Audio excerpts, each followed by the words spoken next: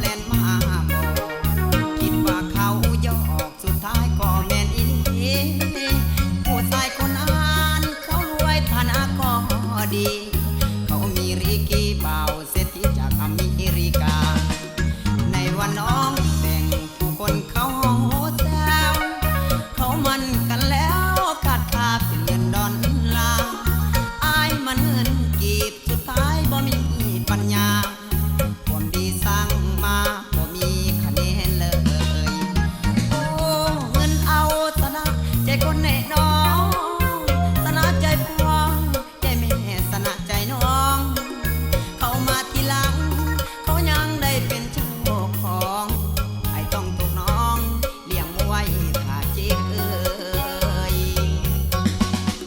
แบ่งศาลาเอาเงินดอลลาร์เอามาเลี้ยงแม่ได้ลูกเคยก็ลูกเคยเท่าแก่แม่น้องคงมีหน้ามีตาจ่ายเงินดอลลาร์ให้มันคุ้มอายนี่ลูกสาวหน้าดำฐานะก็ต้อยต่ำมีเพียงเงินกีบเงินดอลลาร์เขาสะนะเงินกีบอายมันหนุ่มรถกีบเลยบ่สู้รถเก๋งโชคดีโชคดีสุดที่หักให้สมมาตรสมใจปรารถนาให้เป็นสุขจับจ่ายเงินดอลลาร์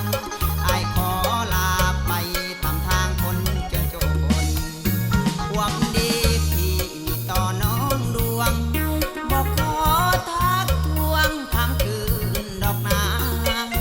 ข่าวอาการอายตาไว้ทั้งสีว่าเพื่อได้มาเพียกคะแนนสงสารถึงยามหน้าอายสวยขาสวยตายแดดจะไม่ฟาดจะห้องอายบอดสนนี่ละน้องหัวใจคนหาคน